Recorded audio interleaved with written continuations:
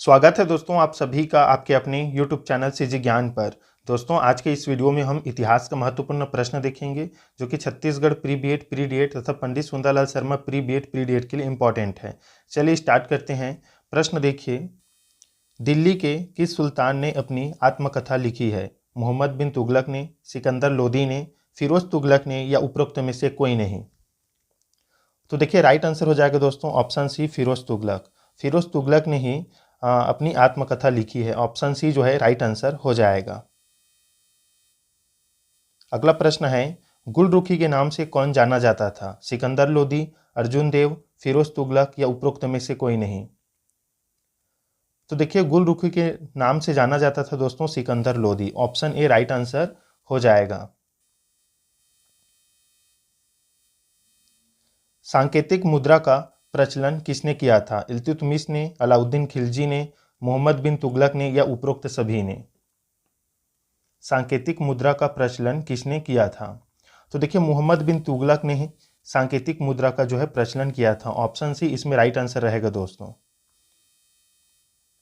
Most important प्रश्न, अष्टदिग्गज किसके दरबार में थे? कृष्णदेव राय के, राम राय के, हरिहर प्रथम के या देवराय द्वितीय के? तो देखिए दोस्तों अष्टदिग्गज ये थे आपके कृष्णदेव राय के दरबार में। ऑप्शन सी राइट आंसर हो जाएगा। कृष्णदेव राय के दरबार में आने वाला पुर्तगाली यात्री था डोमिंगा पायस, बारबोसा, नुनीज, ए एवं बी दोनों?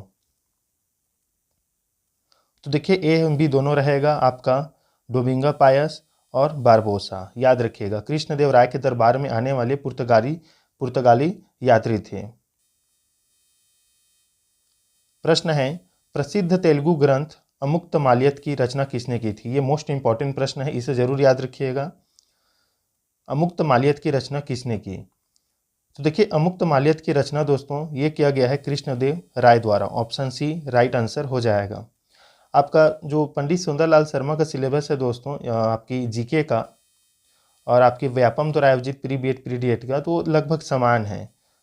तो आपका इसी से जो है पंडित सुंदरलाल शर्मा का भी तैयारी हो जाएगा।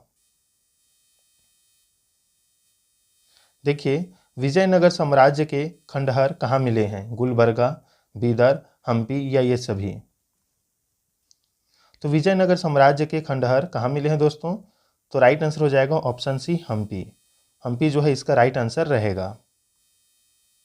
मोस्ट इंपॉर्टेंट प्रश्न, 1565 ईस्वी में तालीकोटा के युद्ध में किस साम्राज्य का पतन हो गया? बहमनी, विजयनगर, जौनपुर या दिल्ली सल्तनत? तो तालीकोटा के युद्ध में जिस साम्राज्य का पतन हुआ था दोस्तों वो है आपका विजयनगर साम्राज्य। ऑप्शन बी जो है सही उत्तर रहेगा। अजमेर में किस प्रसिद्ध सूफी संत की दरगाह है? ख्वाजा मोइनुद्दीन चिश्ती, बाबा फरीद, शेख अब्दुल्ला या कुतुबुद्दीन बख्तियार काकी? इंपॉर्टेंट प्रश्न है। राइट आंसर ऑप्शन ए हो जाएगा, ख्वाजा मोइनुद्दीन चिश्ती का जो है अजमेर में दरगाह है। ये सूफी संत थे। ऑप्शन ए राइट आंसर रहेगा। अगला प्रश्न देखिए, कबीर के उपदेशों का संग्रह कहलाता है? ये मोस्ट इंपॉर्टेंट प्रश्न है। शबद, बीजक, गुरु ग्रंथ साहिब या उपरोक्त में से कोई नहीं? कबीर के उपदेशों का संग्रह तो देखिए ये कहलाता है आपका बीजक दोस्तों। ऑप्शन बी राइट आंसर हो जाएगा।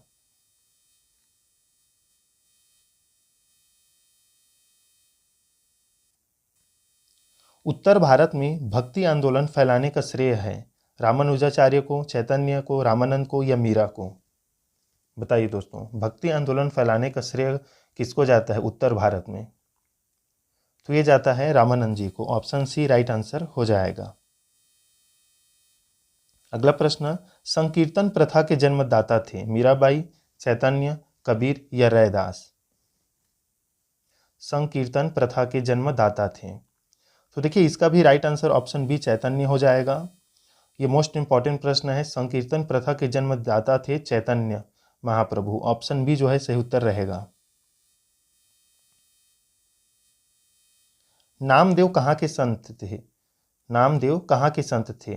बंगाल, उत्तर प्रदेश, महाराष्ट्र या पंजाब? राइट आंसर हो जाएगा ऑप्शन सी दोस्तों महाराष्ट्र। महाराष्ट्र इसका राइट आंसर है। देखिए इससे प्रश्न बनता है, जैसे अद्वैतवाद के प्रवर्तक थे शंकराचार्य, माधवाचार्य, रामानुजाचार्य या निम्बकाचार्य। अद्वैतवाद के प्रवर्तक थे, तो इसके प्रवर्तक थे दोस्तों Shankaracharya. Option A right answer हो जाएगा। 111 प्रश्न, गुरु नानक का जन्म कहाँ हुआ था? भिवानी, लुधियाना, जालंधर या तलवंडी? गुरु नानक का जन्म कहाँ हुआ था? तो देखिए इसका राइट आंसर हो जाएगा दोस्तों option D Talwandi. Option D Talwandi इसका राइट आंसर रहेगा। गुरु नानक जी का जन्म तलवंडी में हुआ था। ऑप्शन डी सही उत्तर है। भारत में मुगल वंश का संस्थापक कौन था दोस्तों? बाबर, हुमायूं, अकबर या शेर शाह? भारत में मुगल वंश का संस्थापक, तो राइट आंसर हो जाएगा इसका ऑप्शन ए बाबर। बाबर ने अपनी आत्मकथा तुजुक ए बाबरी किस भाषा में लिखी है? फारसी, तुर्की, उर्दू या हिंदी? तो देखिए तुजुक ए बाबरी जो है ये तुर्की भाषा में लिखा गया है दोस्तों। ऑप्शन बी राइट आंसर होगा। और किसने लिखा है? तो बाबर ने। पूछा जाता है, प्रश्न इंपॉर्टेंट है। निम्नलिखित में से किस युद्ध में हुमायूं शेर खां से निर्णायक रूप से पराजित हुआ था? हुमायूं जो है शेर खां से निर्णायक रूप से पराजित हुआ था। खानवा के युद्ध में, चंदेरी के युद्ध में, चौसा के युद्ध में या कन्नौज के युद्ध में? तो राइट आंसर हो जाएगा ऑप्शन डी कन्नौज के युद्ध में। ऑप्शन डी सही उत्तर रहेगा दोस्तों। हुमायूं नामा की रचना किसने की है? रोशन आरा, अबुल फजल, बदायूनी, गुलबदन बेगम? हुमायूं नामा की रचना किसने की? मोस्ट इंपॉर्टेंट प्रश्न है ये। तो देखिए गुलबदन बेगम। ऑप्शन डी राइट आंसर रहेगा। देखिए दोस्तों आपका जो है कोई भी लाइक नहीं करते तो कम से कम वीडियो को लाइक ज़रूर कीजिए। जितने भी साथी देखते हैं, चाहे वो 50 है, 100 है, जितना भी वो आता है आपका उतना तो लाइक बनता है। लाइक ज़रूर कीजिए ताकि हम जो है मोटिव हो आपके और वीडियो बनाने के लिए। तो ज़रूर लाइक किया करें और शेयर कीजिए ज़्यादा से ज़्यादा लोगों के पास। शेर शाह का मकबरा स्थित है रोहतासगढ़, कालिंजर, सासाराम, पटना? शेर शाह का मकबरा स्थित है, तो देखिए ये स्थित है आपके सासाराम में। ऑप्शन सी राइट आंसर हो जाएगा। देखिए दोस्तों ये जो है आपके अरिहंत की बुक से ये लिया गया इतिहास का जीके है। और ये जीके इसलिए हम इसमें आपको फ्री में करा रहे हैं ताकि जो है आपको बुक लेना ना पड़े। इसके अलावा जो है हम बहुत सारी जीके कराएंगे फ्री में, तो आप ज़रूर चैनल को सब्सक्राइब करके रखे रहिए। हम इसलिए इसे करा रहे हैं ताकि इसे हम कंप्लीट करके इसे साइड में रखें, फिर नए सीरीज हम स्टार्ट कर पाएँ। तो शेर शाह का मकबरा कहाँ स्थित है दोस्तों? ये है सासाराम में। ऑप्शन सी राइट आंसर हो जाएगा। अकबरनामा की रचना किसने की है? फैजी, अबुल फजल, बदायूनी या अब्दुर्रहीम खाना खान? तो इसका राइट आंसर हो जाएगा 117 का बी, अबुल फजल। ऑप्शन बी राइट आंसर रहेगा दोस्तों। अकबर एवं महाराणा प्रताप के बीच प्रसिद्ध हल्दी घाटी का युद्ध कब लड़ा गया था? मोस्ट इंपॉर्टेंट प्रश्न। तो ये लड़ा गया था दोस्तों 1576 ईस्वी में। ऑप्शन डी जो है सही उत्तर रहेगा। किस मुगल शासक ने न्याय की घंटी लगवाई थी? अकबर ने, जहांगीर ने, शाहजहां ने या औरंगजेब ने? न्याय की घंटी, तो राइट आंसर है दोस्तों ऑप्शन बी जहांगीर ने लगवाया था ये। अगला प्रश्न, निम्न में से किसने या किसके शासनकाल में चित्रकला का सर्वाधिक विकास हुआ था? चित्रकला का सर्वाधिक विकास, तो राइट आंसर है ऑप्शन सी जहांगीर के शासनकाल में। जहांगीर का दूसरा और क्या नाम है दोस्तों कमेंट कीजिएगा। मुगल काल में सर्वाधिक हिंदू मनसबदार किसके समय में थे? मुगल काल में सर्वाधिक हिंदू मनसबदार किसके समय में थे? तो देखिए राइट आंसर हो जाएगा औरंगजेब के। ऑप्शन डी जो है सही उत्तर रहेगा। दिल्ली का लाल किला किसने बनवाया था? अकबर ने, जहांगीर ने, शाहजहां ने या शेर शाह ने? इंपॉर्टेंट प्रश्न है ये। दिल्ली का लाल किला किसने बनवाया था? राइट आंसर हो जाएगा दोस्तों इसका ऑप्शन सी शाहजहां। याद रखिएगा इंपॉर्टेंट है ये।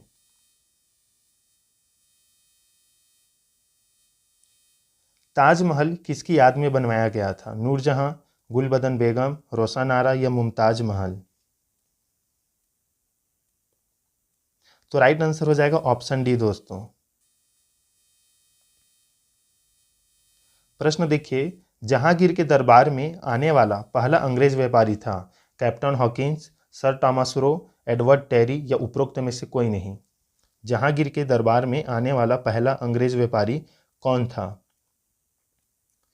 राइट आंसर हो जाएगा इसका कैप्टन हॉकिंस। ऑप्शन ए सही उत्तर रहेगा। अगला प्रश्न, रंगीला किस मुगल बादशाह को कहा जाता था? फर्रुखसियर, मोहम्मद शाह, जहांदार शाह, शाह आलम द्वितीय? राइट आंसर हो जाएगा ऑप्शन बी, मोहम्मद शाह को जो है रंगीला बादशाह कहा जाता था। ऑप्शन बी दोस्तों राइट आंसर रहेगा इसमें। किस शासक के मंत्रिपरिषद को अष्टप्रधान की संज्ञा दी गई थी? अकबर के, महाराणा प्रताप के, शिवाजी के या कृष्णदेव राय के? तो देखिए अष्टप्रधान की संज्ञा दी गई थी दोस्तों ऑप्शन सी, शिवाजी के मंत्रिपरिषद को। ऑप्शन सी राइट आंसर रहेगा।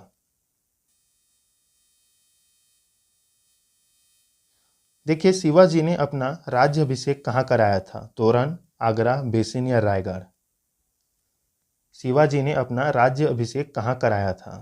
तो राइट आंसर हो जाएगा ऑप्शन डी, रायगढ़। निम्न में से किसे जाट का प्लेटो कहा गया है? मतलब अफलातून, बदन सिंह, चूड़ामन, सूरजमल, राम सिंह, कूका? इंपॉर्टेंट प्रश्न है ये। तो देखिए जाट का प्लेटो या अफलातून कहा गया है सूरजमल को। ऑप्शन सी इसमें राइट आंसर रहेगा दोस्तों। गुरुमुखी लिपि के जनक थे? गुरु नानक देव, गुरु अंगद, गुरु रामदास, गुरु गोविंद सिंह? गुरुमुखी लिपि के जनक। इंपॉर्टेंट प्रश्न है और आसान से इसका जवाब है।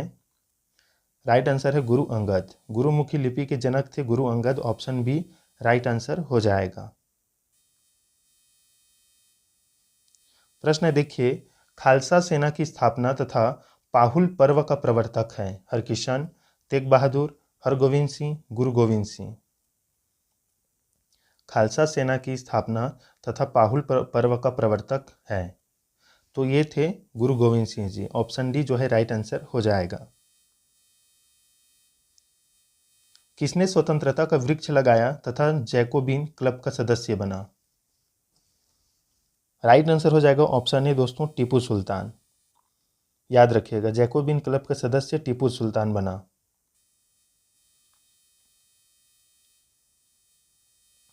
भारत में मनसबदारी प्रथा किसने शुरू की थी? बाबर ने, हुमायूं ने, अकबर ने या औरंगजेब ने?